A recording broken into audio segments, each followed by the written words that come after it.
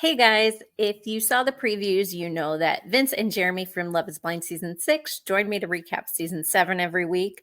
So while we do get into a recap, the first half of the episode is mostly about comparing the experience of filming and then watching the show as a fan and as a cast member from Season 6 to Season 7 with Vince and Jeramey. And then we get into the actual deep dive into the couples more so in part 2. So here's part 1 of my chat with Vince and Jeramey from Season 6 of Love is Blind. That. Okay, now we're live. A few minutes late. Sorry about that, everybody. Welcome to the LovePod. I'm Dina. That is my co-host, Vince, to the side of me, and Jeramey has just left the building. There he is. Hi, guys. Hello. Thank you so much for doing this. You guys are awesome. I really feel very lucky that anybody would pay attention to this podcast, let alone the cast of the show. So I am very appreciative that you're willing to give me your unsolicited opinions on Season 7, which has also been a very interesting season. It's definitely been something. Yeah. What is it like watching it after you've been on it? Vince, what are your thoughts? Honestly, I think it's easy to be more sympathetic to people, right? Before going on, pretty judgy. Like, I have, don't get me wrong, I have opinions about people on this season, but for the most Vince part, has an opinion about something? I think it makes you, more sympathetic to them, right? It's hard having I can see that on you. What about you, Jeramey? So it's definitely interesting being able to watch it back, and have gone through the filming phases and the editing pieces of it. And to Vince's point, you do feel a lot more sympathetic towards people. But also, there's a few characters this season, even where I'm like, I know what edit I got, and I know how I came across, and even I'm like, damn, I don't like this person. And it's not that I don't like them as a person, it's that I don't like how they're portrayed. And maybe I won't like them because of that. It's been interesting, just some of the stuff that's already happened this early on. Yeah, I say it time and time again. I try not to judge you guys until I've spoken with you and met you met you online. Yeah. Because I might think you're terrible in a relationship or terrible on the show, but then like now we're all chatting and you guys are awesome. So it's an important distinction. And you guys seem to get so much more hate than everybody universally loves the circle, with the exception of 1 or 2 players. Yeah. Why do you think the Love is Blind audience is so different? It's a different demographic. I think we're just held to a higher standard. I think Love is Blind has created this romanticized fairy tale image of what love is. Much like The Bachelor. Yeah. The Bachelor, I'm told, has tough fans too. Yes. These people are just Jeramey ending up with someone. This is a fairy tale. You mess it up. You messed up the fairy tale. We are out for blood, And I think that's kind of where the fans are coming after people for. Even just little things. It's crazy. We know the drama from our season. We got to live a little bit of it, but Hi, Kevin. It's just wild. Kevin from the Circle said he knows a thing or two about getting hate on the Circle. Yeah, he was definitely one of the few who got it. And you guys are, I think, as a fan, I watched the first couple of seasons and it was easy to hate people too, because you're only seeing such a small part of you. But it's not the whole person. And it's really hard to read some of the things that you see online, especially knowing you all now. It's very different when you know everybody. Well, oh, sorry. Go ahead. No, you're good. One of the things that I learned, because I really struggled with kind of understanding where a lot of the hate came from. And obviously I know my situation was very polarizing and there was a lot to it. But when people when they would step aside from the hate comments and the death threats and all the other stuff that you were getting, and actually have a conversation of why this upset me, and what I realized was, in my particular situation, people in their real day-to-day lives had been through been through these types of situations. They've had somebody, go out and do things that they shouldn't have done, or they had like bad like relationships in the past. So when they see this and they're expecting to see this, to Vince's point, like big fairy tale and all that stuff, and then it just falls apart, and then it's almost triggering in a way. So anybody I was able to have like genuine conversations with of like, why are you so upset right now? To me, this is a TV show. Obviously some of it is real. A lot of it, I hate to say, is kind of edited, but it is what it is. But it's really triggering for some people to see previous experiences they've been through happen again, and them not to expect it when they're trying to watch something where somebody's getting married, basically. Yeah. I think, one theory I do, it's not a theory. I just think they take people's personalities and amplify them a lot.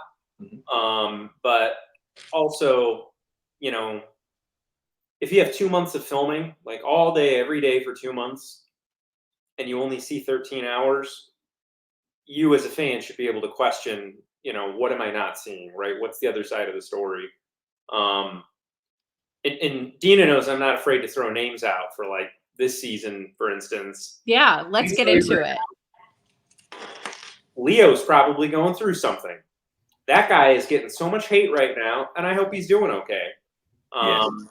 I've actually on Leo. I've spoke to Leo a few times, just like checking in on him, making sure he's good, and basically just letting him know, like, hey man, it'll last for a few months, and you're going to deal with it, and you're going to see a lot of things that sucks online, but it all gets better. People eventually do come to their senses a little bit more, and it dies down. And I out of everybody right now, I feel for him, and I feel for Brittany, because I feel like with Leo kind of walked into some things with the whole like oh my god, I loved it. But Brittany, on the other hand, like I feel like she's getting just an unnecessary amount of like torturous comments right now.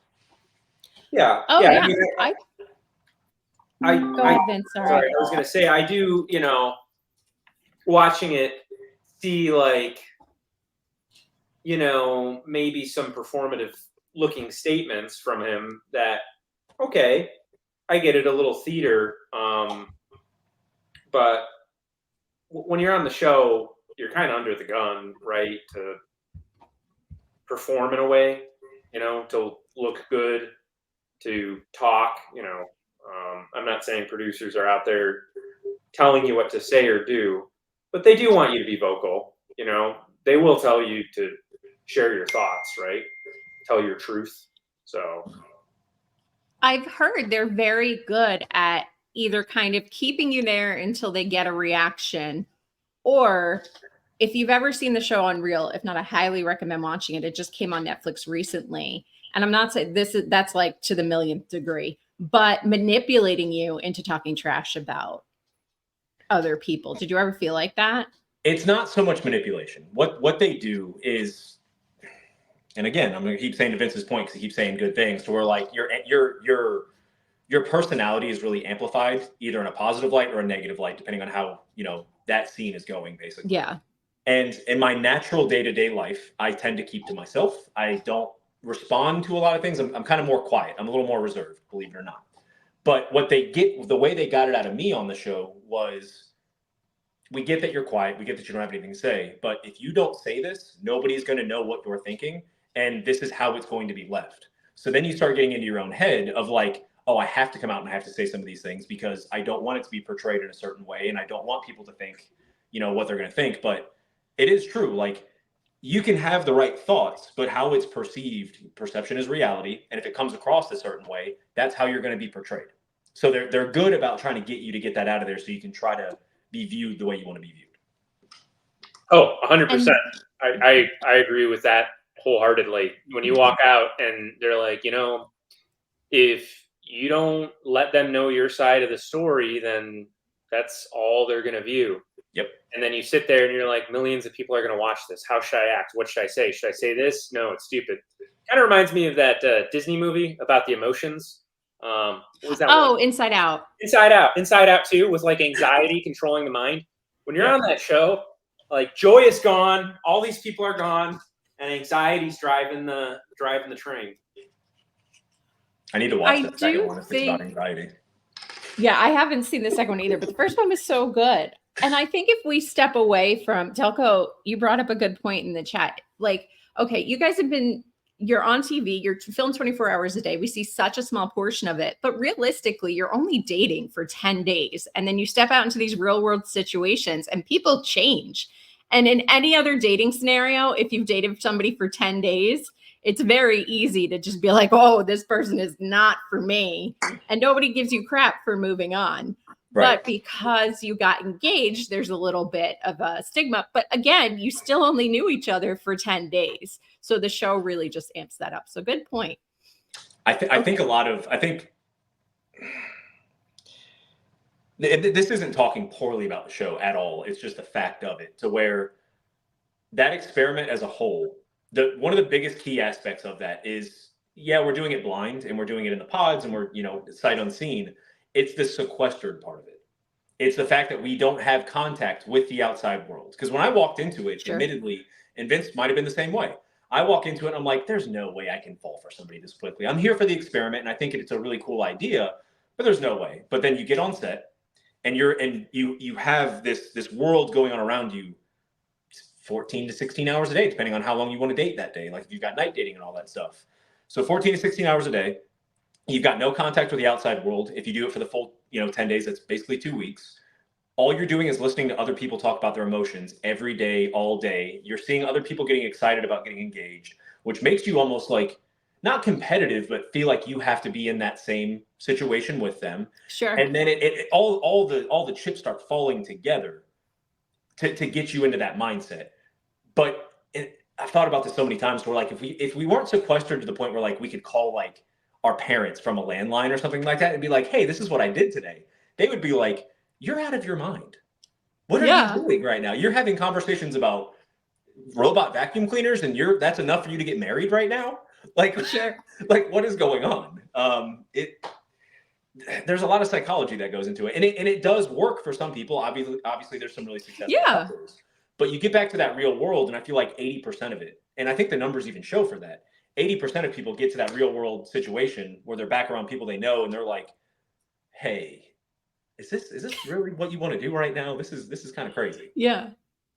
Yeah, absolutely. Vince, do you feel the same? A little bit.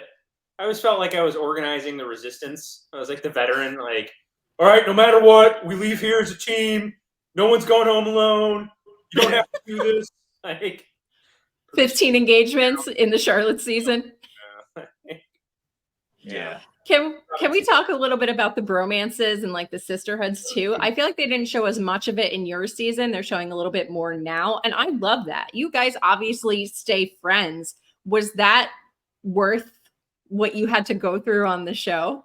To have a sisterhood with Jeramey? Yeah, absolutely. Yeah. You guys are sisterhood of the traveling pants.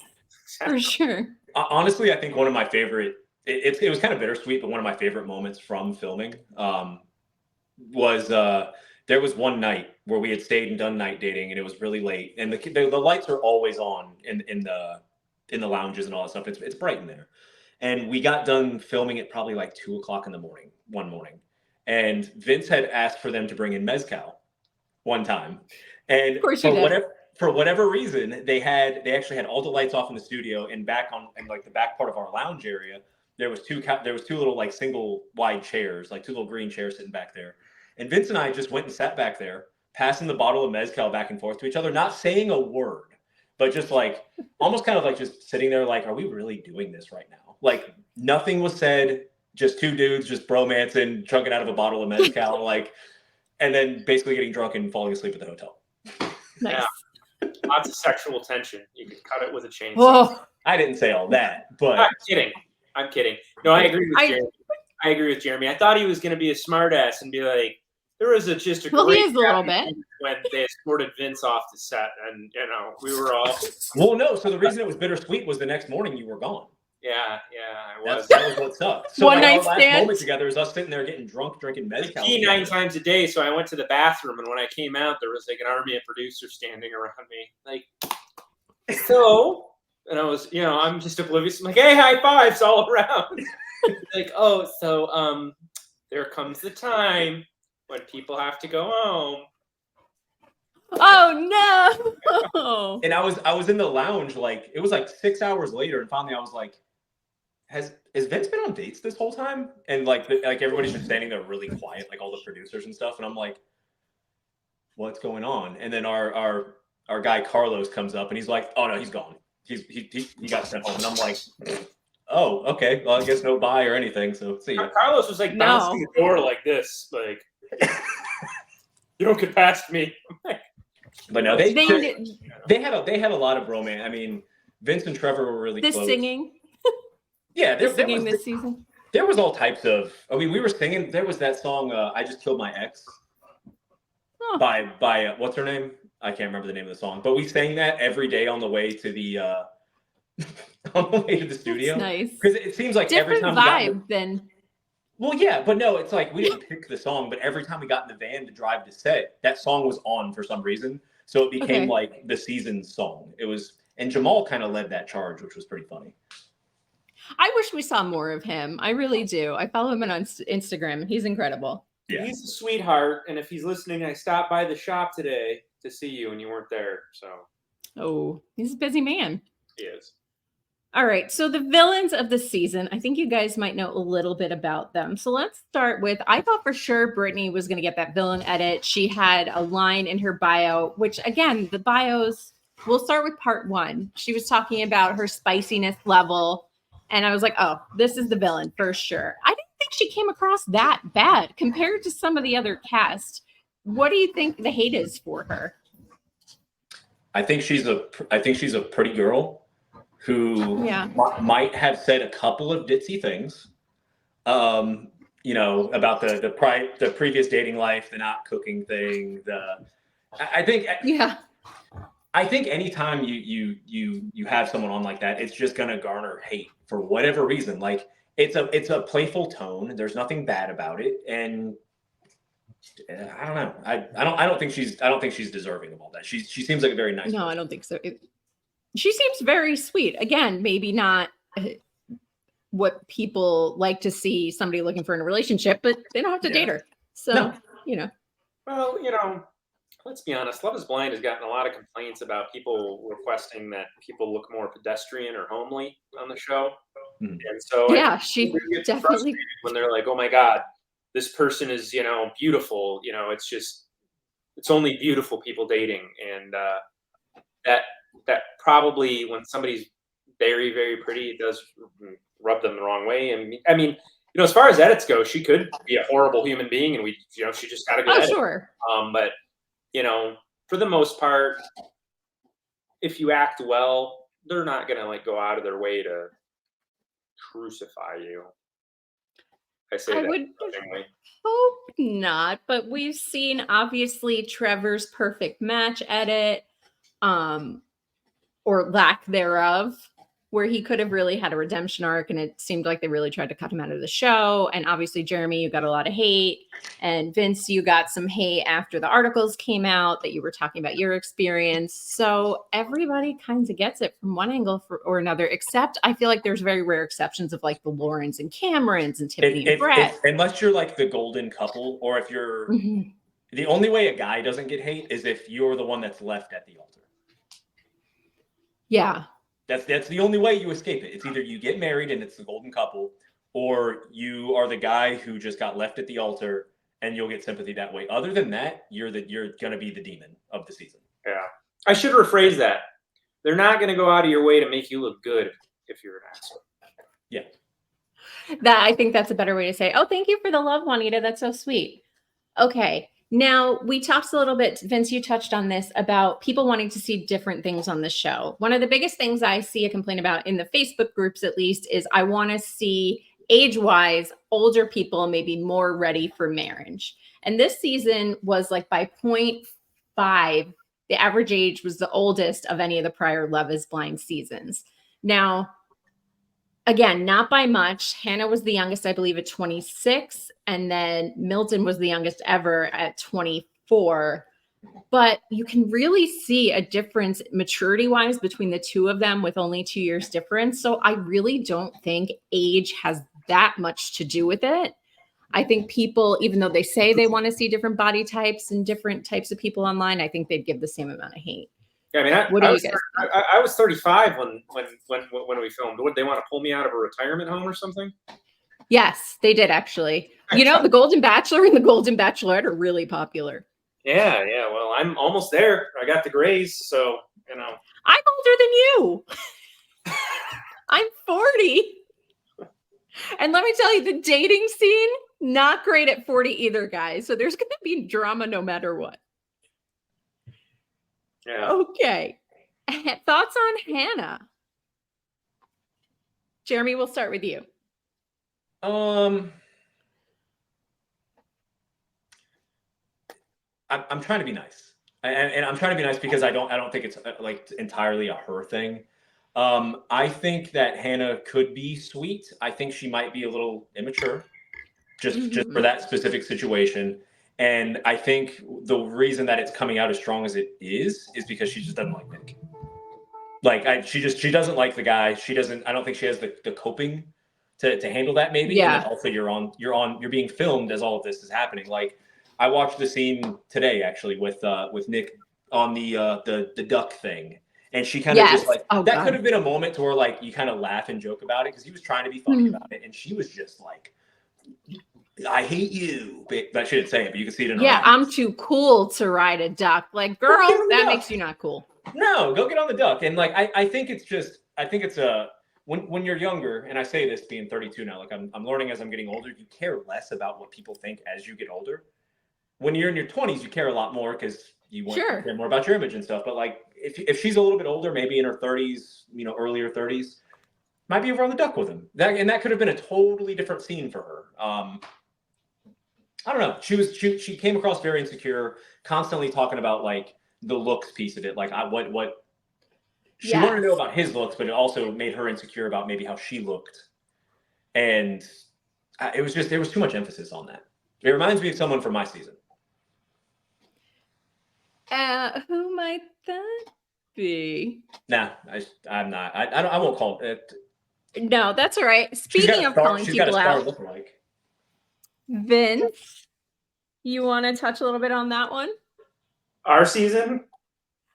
Just the Hannah. I love your Hawaiian shirts, Jeramey. Don't let anyone tell you otherwise. I swapped it out. I haven't seen one in a while. Yeah, I wore one in LA, and I swapped it out for the Creed shirt this weekend or for this one. So we're making up for it. That's the most I'll get into that, Dina, about our season is telling me Hawaiian shirts, despite what anyone says. Well, what about your thought? Yes, Juanita, I agree. She should have been honest and told him she's just not that into him. But I think in the vein of the show, she's trying to give it a shot. I'll give her the benefit of the doubt. Vince, your thoughts on Hannah? I kind of peruse the interwebs to kind of just to see what other people's opinions are. Again, I thought similarly to kind of Leo, she didn't show well, right? And it's like, okay, you take people at their words at least. But a lot of the hate I saw on the internet from people were people kind of like comparing her to someone in our season who had kind of like misrepresented her looks. And I was like,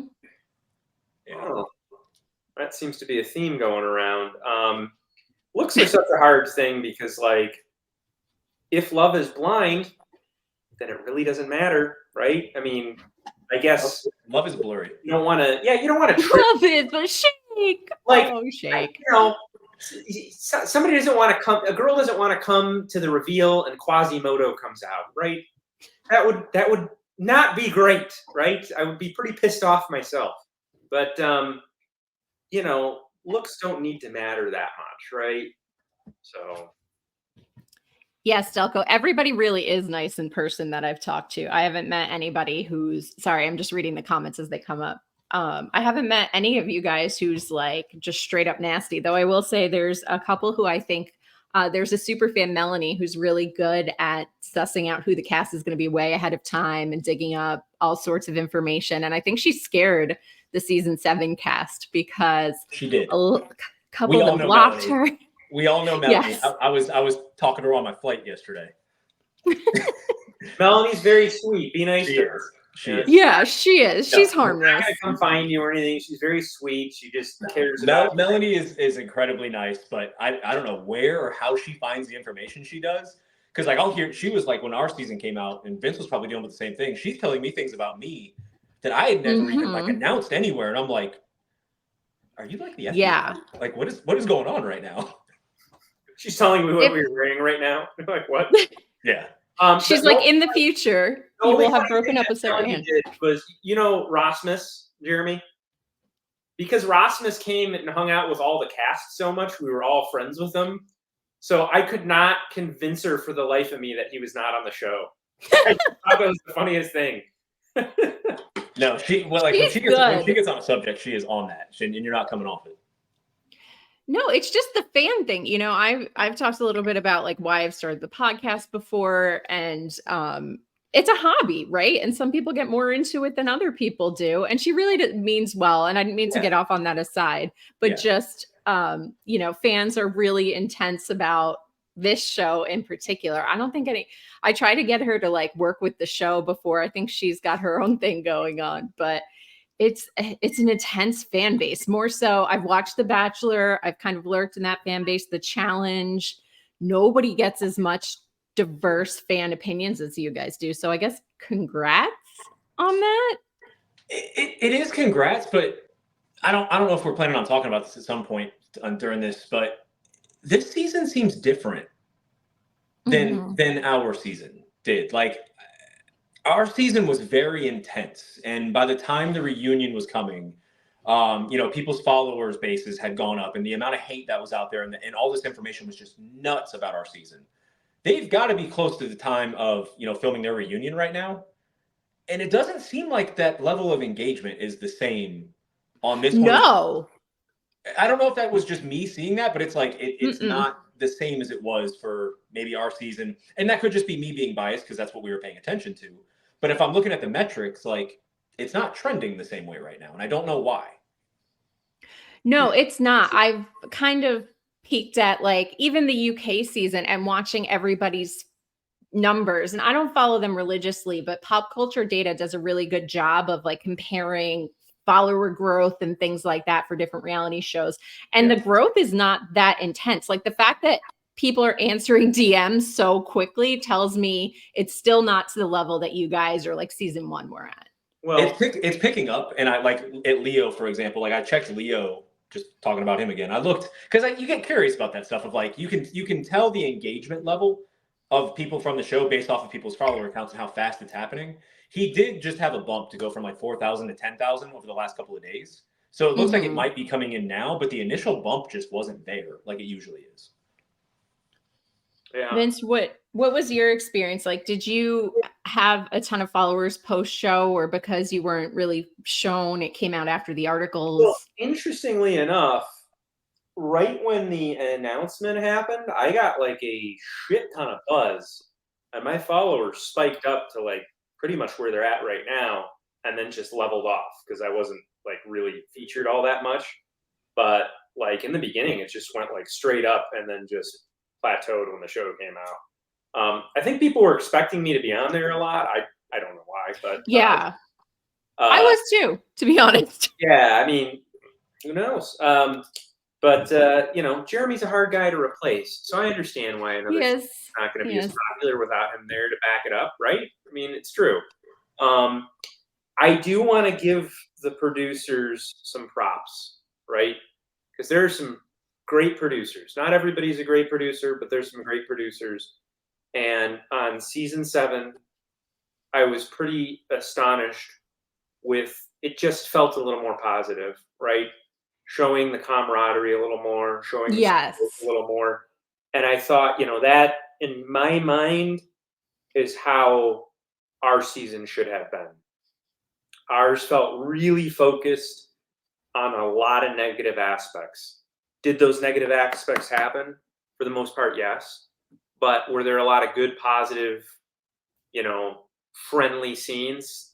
Yes, there were a lot of those. And for the amount of negatives that we had, that might have been 10% of what actually happened behind the scenes. Yeah. And all of that was shown, and none of the good, like bonding moments, like us singing and like having we have this thing, actually our group chat from the show is called the what is it, the King's Circle, is that what we call it? Yeah. So Jamal, That's it. huh? King's Court. King's Court. So before we would go to film every day, and like they recorded us doing this and none of it made it in. We'd have like in the lounge, everybody be circled around on the couches and we're talking about our previous day and like we're going through the camaraderie, that whole experience, and they were on us the whole time. Didn't show any of that kind of stuff that we were doing and like how we're supporting each other and literally like picking each other up and carrying each other. They showed me sitting in Matt's lap, but they don't show anything else. Like, but they wanted to focus on, you know, the fights and the negativity. And maybe right there is why we got the bumps we did so early on, because people like the negativity. Like it's easier to engage in that than like somebody going through good stuff. Have you been in America? Yeah, people love negativity. Yeah. I mean, it's just what these people thrive on these days. Yeah. They don't want a heartwarming story. They want blood and carnage, and then they want to go out and pretend like they don't. Yeah. That's the bottom line of America in 2024. Yeah. You know, I think on reality TV, there has to be a balance. You don't want zero drama, despite the fact everybody like Juanita. Yes, we do hope that real love exists, but the odds of finding it in general on a reality show, not that great. Love is Blind has a decent, I think, chance, but there's always like one solid couple, right? Who maybe there's manufactured drama and then everybody else is a little bit of a mess. But we didn't get that lead in with season 7 of the mess to come and like all the things that are coming out now that everybody for sure knows who the cast is. And it felt like that in the beginning, from the beginning with you guys. It's coming. We're going to get there, but first we did touch on Leo. So we'll start with you, Vince. What do you think of him as potentially a person outside of the show and how he appears on the show? Well, and firstly, I don't know him. So, you know, when I criticize somebody without knowing them, you know, I don't want to sound like a bad guy at all. He felt a little scripted and performative in a lot of what he said and did, right? Yeah. It felt like a lot of us on the show. I have an opportunity, and if anybody's watching or there's a fan and, you know, you get invited on the show, like, one, yeah, you want to find love, but two, it could change your life fundamentally and, you know, make you well off the rest of your life. So you do need to use that opportunity as best you can. I'm not saying go on there and fake it, but yeah, when people look scripted, I mean, it's not a great look. I don't know what his, you know, other than what he said about losing family members, I don't know what his life's like, you know? Just could have been the life-changing moment he needed. Maybe it wasn't scripted. Maybe he just seems like an actor. I don't know. But I did think that there were some points that seemed insincere, but you really can't judge him because you just don't know that. You know, he's probably just a decent guy who was out there trying his best, right?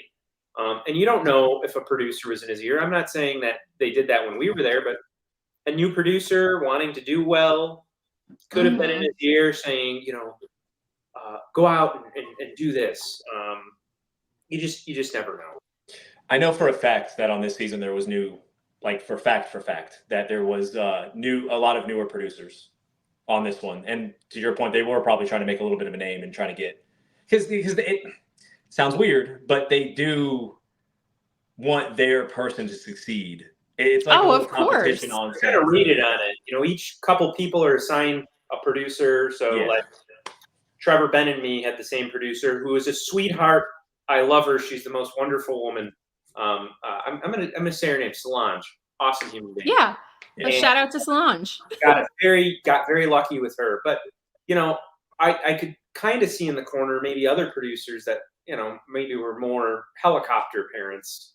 That's a good term. Helicopter parents.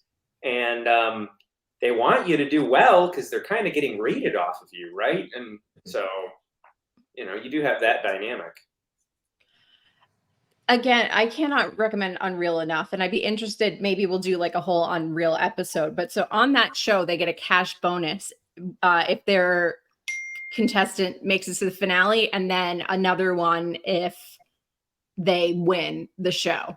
And they have already plotted out a timeline, like who's the wifey? This one needs to get eliminated because they're not interesting. Like this one needs to make it so far. And I'm not saying that happens, but I can understand how some of that dynamic is real.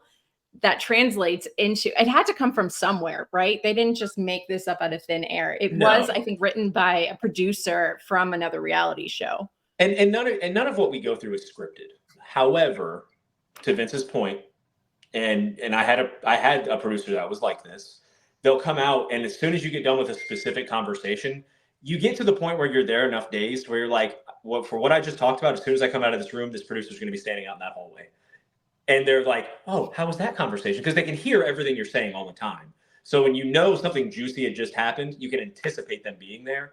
And then like, oh, let's go straight to an interview. Let's go do it, an on the fly interview. We got to talk about this. We got to do that. So they're not telling you what to say, but they pick up on something they like. And then the conversation gets guided because you're forced to talk more about it. Not forced, but you're recommended to talk more about it. Yeah. Well, let's talk to, there are, this show is real, and there are true love stories. Johnny and Amy live in my neighborhood, and so on my way home yesterday or the day before, it was really cute. I drove by them holding hands, walking down the street, right? Two people who are truly in love, wholesome, awesome couple, just great to be around. So, the formula does work. It's not going to work for everyone. They're not going to line up like 15 guys and 15 girls and everyone's going to match, right? You got to think that, you might get one or two a season that really match up. And that's pretty awesome that they even do that, given that you have 10 days to kind of find a soulmate, right? I mean, and I will say, a broken clock is right twice a day, right? So the odds of somebody finding somebody in that group is pretty good. But then there's all these unseen engagements from this season, from your season, from other seasons. I forget which one there. I think UK, there were supposed to be like 11 engagements, and they only have so much time to show them. But to put us through 5 episodes of Leo and Brittany just to not follow them. And I've read it's because they didn't think they were going to work out. Obviously, but we know that every season there's just couples that, I don't know, Jeramey, but just didn't seem like they were going to work out long term and still were chosen to be followed. So why give that long storyline just to give us like 2 seconds of a typewritten screen about why they weren't followed? Would you have hoped that was your experience on the show? Are you talking about like what I went through in particular? Yes.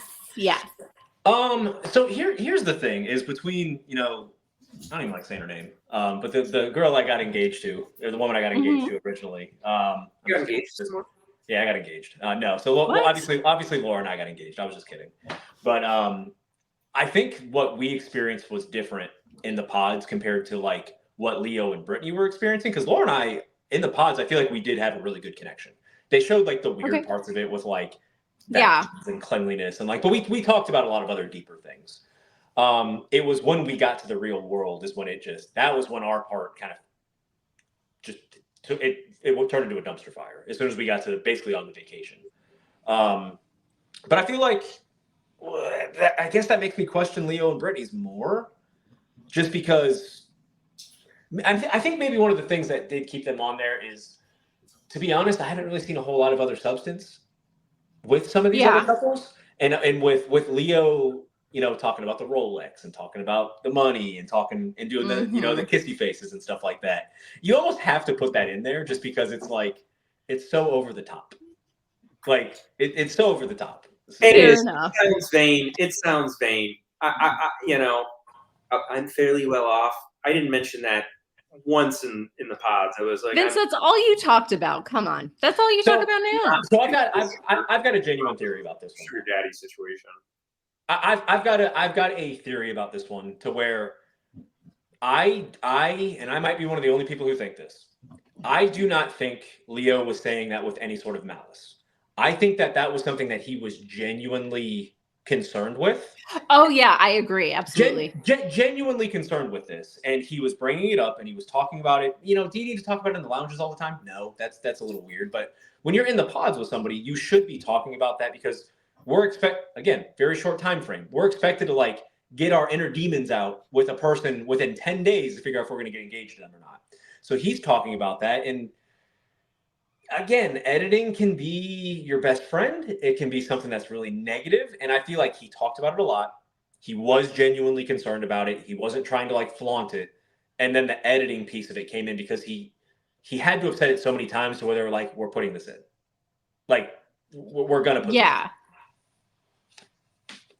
Vince, thoughts on Leo's Rolex and money conversations? I mean, it seemed a little forced at times. I mean, I think it is stuff you need to talk about to an extent in the pods, right? I mean, it is fair to say, hey, you know, I've dated and people have, you know, kind of been after me for money. And, you know, that's pretty much. Do you know I'm an art dealer? Where you need to leave. You know, I'm an art dealer. You know, pretty much where you need to leave. But I didn't talk about my watch collection or my sunglass collection or anything else. I didn't talk about sunglasses. What kind of sunglasses are you rocking? Hold on, let me kick them out because I don't know if you can hear them. He's a Prada guy. I'm a Tom Ford guy. I love Tom Ford sunglasses. Nah, don't let him fool you. He's a Prada guy. He wears a little Gucci. Yeah. Got his Gucci belt.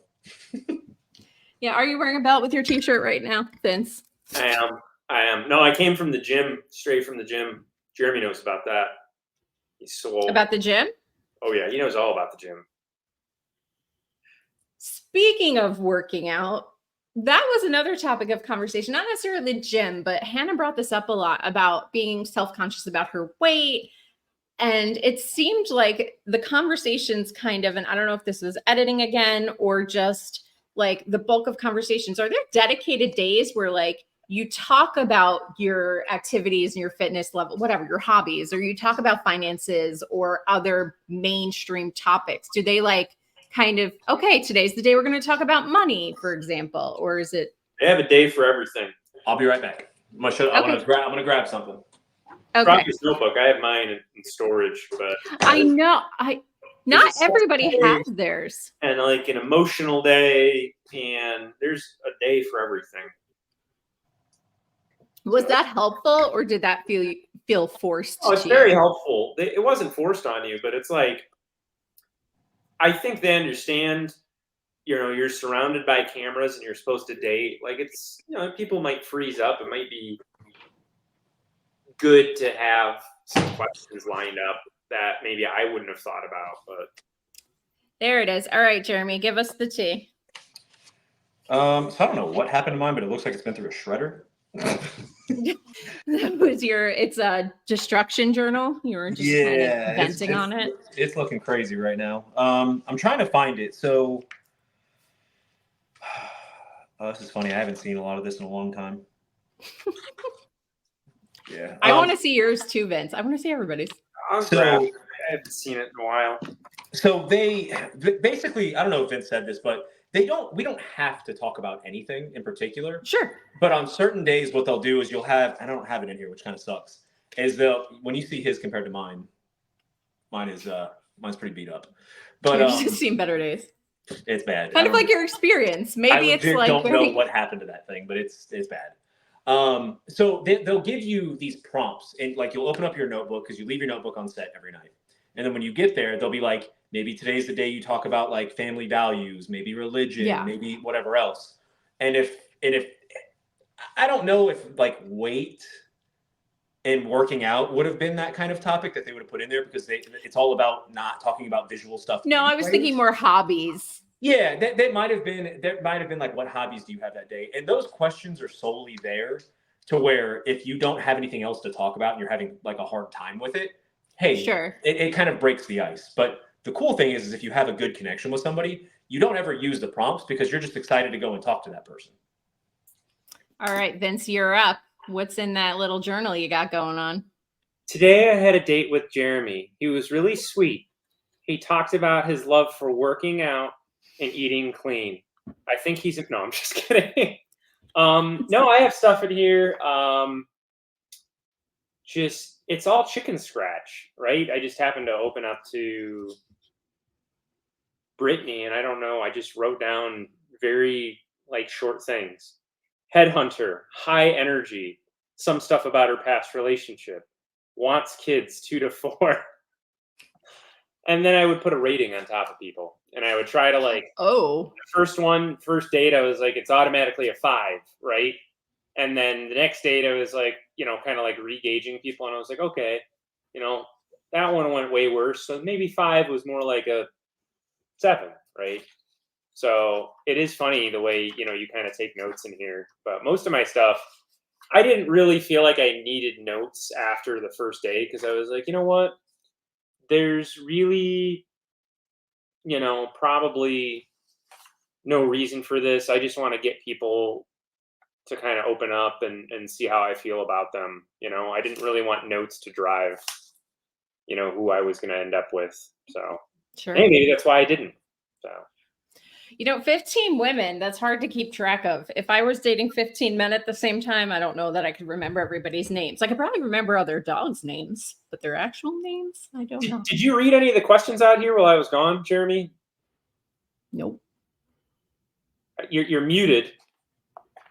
Yeah, Jeramey, we can hear you. I couldn't find my There. questions, but I have a lot of the things that I wrote down from the first dates.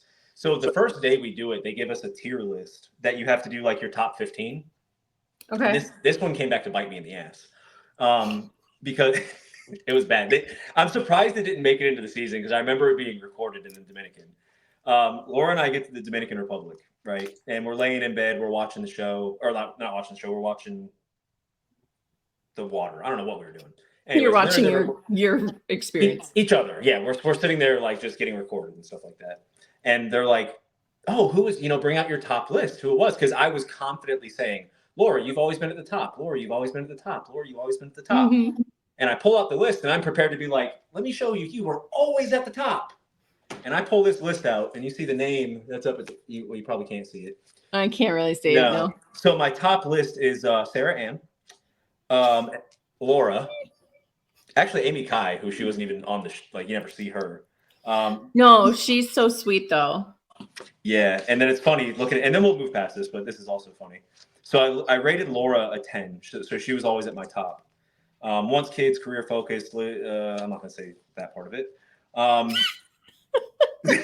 It wasn't bad. I don't want to sell her out or anything. No, you're good. You're good. And then my next date was actually with Sarah, and I rated her a scale of 1 to 10, a 9.5. So she came in under Laura, but it was a 9.5. And all I wrote was very similar to me. Okay, that's all you needed. I'm taking notes right now. Jeramey, really, really good at rating women. I will say, did you guys know there's a Love is Blind game, like phone game? Yeah. Have you looked at it at all? No. Okay. So in this game, there is, for research purposes, obviously, I've played it before. You guys are not in it. It's not like based on real people on the show, except Nick and Vanessa do make an appearance. Shocker. So there's... They probably spend more time on this game than they do on set. Sorry. Yeah, no, I could see that actually, because they do come in quite a bit. But they're not by name. They're just very similar to them. But anyway, so throughout the season, obviously it plays out exactly how you think. You pick somebody, you can make choices throughout the show, but then 2 of the women fall for each other. So I don't think it's completely far-fetched that, and I know people want an LGBTQ season or a bi season, like I get that, but I could see it happening if there's, bi people on the show who are dating. It's funny because you guys joke about it, but it is a forced storyline in the game because no matter what your choices are, the women end up together at some point and leave the game together. Yeah. So it happens in a scenario. Do we just have private lounges for everyone if it's all guys? Yeah, I'm pretty sure that it's like a thing that if they find out that, I'm not going to go down this road. Understandable. It's one of those things. I don't particularly care, but I think it's a challenge that you'd run into that if you find out that someone is other than straight right now, especially when you're filming, you might be removed because you could end up falling if you're falling for someone who's the same sex as you. You see them every day. You get to know them every day. Yeah. Not to say that that person's going to reciprocate that back, but it presents its own challenges. Not to say that it shouldn't be done, because 100%, if you can figure out how to work that out, do it. That could be awesome. It's a completely different concept, but I think there might be rules in place, and I'm saying I think. But if they find out about that, I think there's a penalty. Not a penalty, but it's called The Circle, and I fell for Olivia. So who didn't fall for Olivia? Come on now. but you would have to really do it kind of like The Circle, where you're just all by yourself. Yeah, everybody's separate. And Which they did a circle single season, and it didn't work out great. And they kind of tried to make this season a little bit like that. But then 2 cast members ended up getting together, so who knows? I do want to talk a little bit about the couples, but right before we get into that, I think, Jeramey, you brought up a good point when you're talking about they make sure that they're, they try to potentially make sure there's not going to be conflicts in that way. There's a lot of things coming out that this season, and I don't know if you guys will know the answer to this, but I feel like if they were really researching people, it should be easy to find some of the drama that's coming out, like with Tyler having children, and that isn't addressed, at least that we see with his fiance. And do you know how much the producers and the casting department like really researches you guys? Do they tell you that, or is it kind of top secret? So I have very personal experience with that. Vince can hopefully agree with me on this one, because I talked to him about it too. When we filmed and before we filmed and when I was going through casting, I was very specific to say I was previously engaged. I never hid that from anybody. I talked about it openly in the pods. I talked about it openly in the lounge, talked about it everywhere. It was not a secret for anybody. But then it starts leaking that he was previously engaged. He was this, he was that. I tried going to our team and being like, let me please address this. This was never hidden from anybody. But what it does is it creates a ton of drama, which again, people love watching the drama. And then if you go to the reunion, I think Nick and Vanessa asked both Sarah and Laura, hey, did you know that he was previously engaged? They say yes, and they just move right past it. I went through months of hell with that for them to be like, no, he didn't lie about that. Okay, let's move past it. So Tyler could be experiencing a very similar situation where he maybe did talk, and this is me just speculating. Yeah.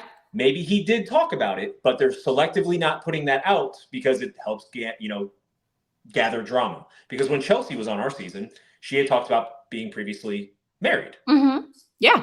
I was previously engaged. Why was hers mentioned and mine wasn't? Yeah. Yeah. Vince.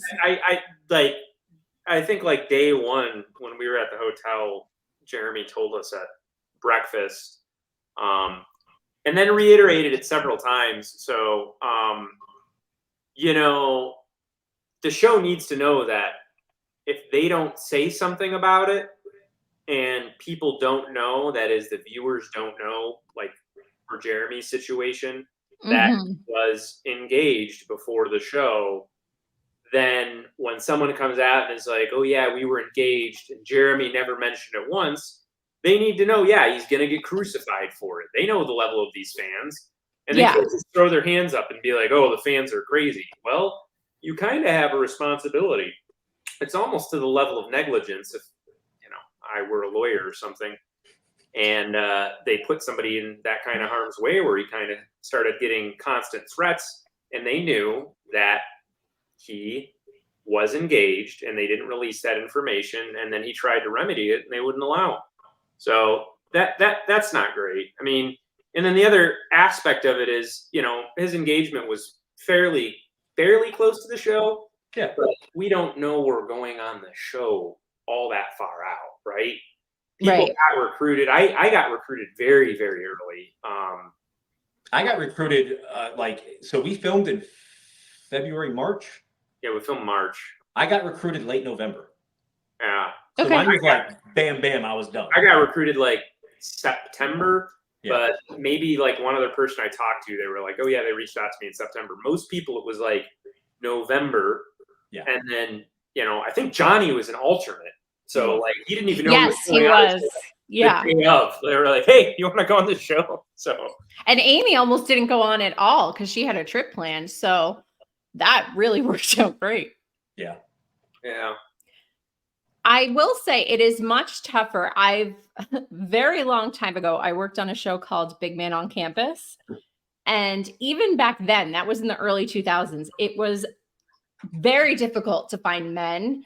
So they ended up twisting the show. Instead of one woman and a bunch of guys, it was one guy and a bunch of women. And having done like a Bachelor in Paradise spinoff, and from what I've heard, it's very difficult to find men to do these shows as opposed to women who are just applying in record numbers.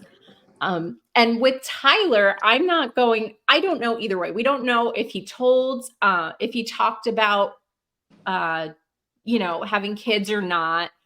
But I also think that's a hard position because you don't know if they're going to disclose it when they're dating in the future. So if he told producers or not, let's say he didn't, yeah, they should probably dig into his social media and look for it. But let's say he told them and then just ended up not saying anything to anybody in the pods. We don't know how that's going to play out yet. The one concern I have is more, not if you're engaged, not as much if you have kids, but the domestic violence allegations, I think, are really tough because those are public records. They're easy to find.